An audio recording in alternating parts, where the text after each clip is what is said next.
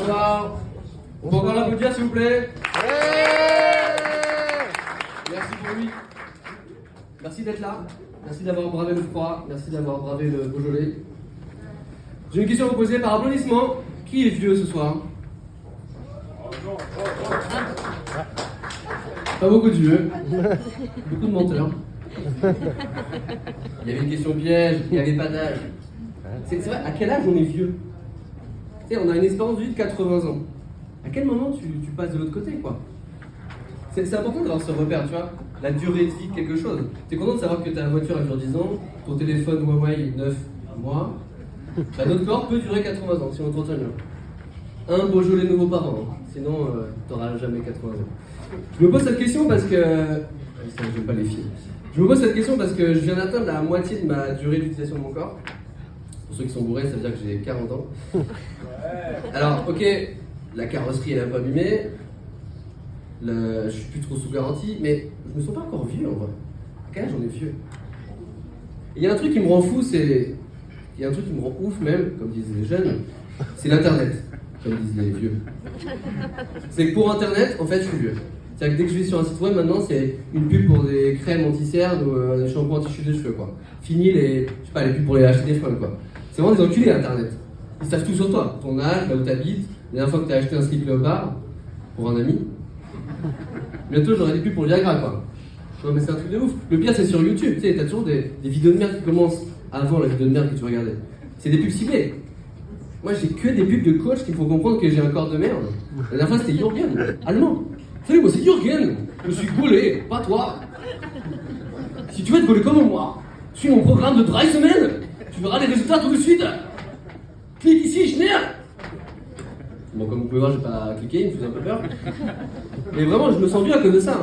Et un autre truc qui me fait sentir vieux, c'est qu'on est bombardé d'images de gens plus vieux que nous, qui ont l'air plus jeunes.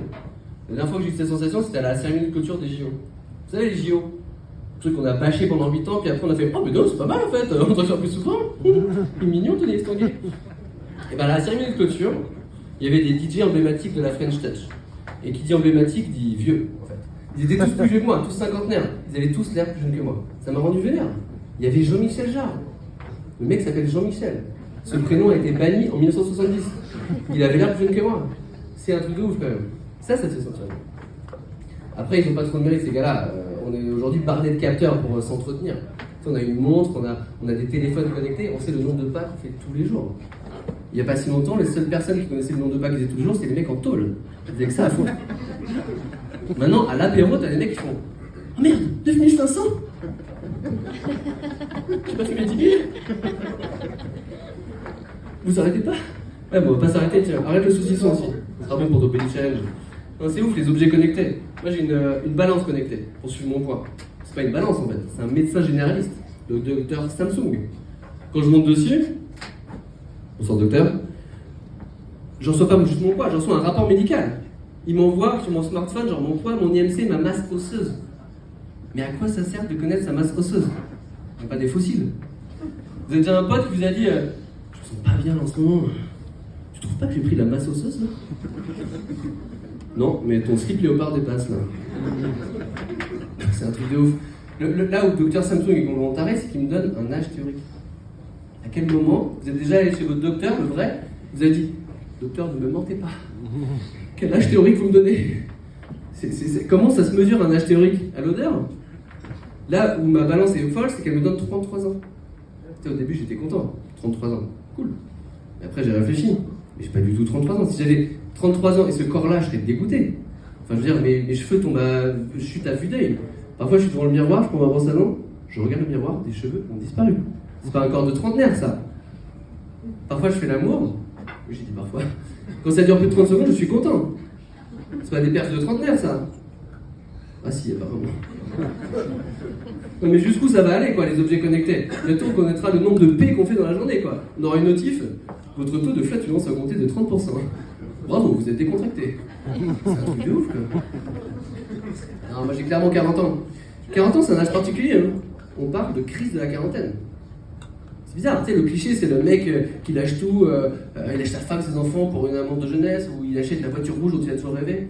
On parle pas de crise de la cinquantaine, par exemple. Pourtant, à 50 ans, tu commences à avoir une sale gueule. Mais pourquoi à 40 ans on fait une crise en fait? J'ai réfléchi à ça. En fait, on est au milieu de notre vie. Et en fait, 40 ans, avoir 40 ans, c'est la même chose qu'être dans les vestiaires d'un club de foot en championnat à la mi-temps. Il a dit quoi le frérot là? Putain, c'était long. Je fais une métaphore, ok? Tout le monde voit ce que c'est une métaphore? Oui. Comme ceux qui sont sur TikTok? Ouais. Quand je dis avoir 40 ans, c'est la même chose qu'être dans les vestiaires d'un club de foot en championnat à la mi-temps, ça veut pas dire que tu pues la sueur. Hein. Ça veut dire que dans ta tête, comme dans le vestiaire, il y a une petite voix. Il y a un coach qui te fait comprendre qu'à la fin de la seconde période, c'est la fin du temps réglementaire. Il n'y aura pas de prolongation. Et si en première mi-temps, tu t'es pris 2 buts et Kevin est sorti sur carton rouge parce qu'il a insulté la mère de l'arbitre, c'est la merde. À la mi-temps, il faut réagir, il faut tout changer. Dans la vie, c'est pareil. Si tu as une enfance de merde, réagis. Si tu n'as jamais joué à Call of Duty, réagis. Si ton fils t'annonce qu'il veut être punk à chien, réagis. Peut-être trop tard d'ailleurs. C'est ça la crise de la quarantaine en fait, la petite voix. Après, il y a petite et grosse crise de la quarantaine. Hein. Il y a des grosses crises de la quarantaine. Il l'a cité tout à l'heure, Xavier Dupont-Ligonnès, crise de la quarantaine. Son petit coach dans sa tête, il lui a dit écoute, Xavier, là ça va pas, tu tournes en rond là. Allez, tu enterres tous tes problèmes et tu vas de l'avant. Il a appris au pied de la lettre, ce con. Grosse crise de la quarantaine. Alors je sais ce que vous demandez, évidemment. Et toi, t'as fait une crise de la quarantaine? Eh ben non. Moi, ma vie est évidemment parfaite.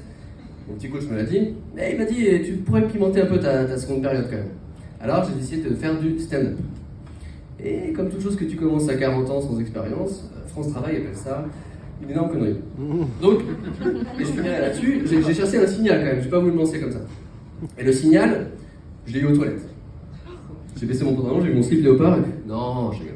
Je l'ai vu aux toilettes, il y a 1 an, 15 jours après mon premier passage au clos. Je vous jure que c'est vrai, je vais à une soirée au tennis club de Reims, gros gueudin, et à un moment donné, je dois aller aux toilettes. Donc je vais à l'urinoir, je me pose, je marche dans ce liquide, je sais que c'est pas de l'eau, et tout d'un coup, il y a un mec à côté de moi. Et je sens qu'il me regarde. Le regard a une chaleur à l'urinoir. Tu sais qu'un mec te regarde. Tu le sais. Moi, j'aime pas tourner la tête, mais tu sais quand quelqu'un te regarde à l'urinoir. Le regard a une haleine aussi. Donc tu sais qu'il a tourné la tête. Moi, ça me met un peu mal à l'aise, alors voilà, je me dépêche, on fout un peu partout, je vais me laver les mains. Et là, il se retourne et il me dit mais je te connais, je t'ai déjà vu quelque part. Bon, au fond de moi, je me dis ça m'étonnerait, les mecs que je connais se lavent les mains. Et là, il me dit mais si, je t'ai vu au clos là, il y a 15 jours. Trop bien. Oh, putain, le signal, je peux continuer.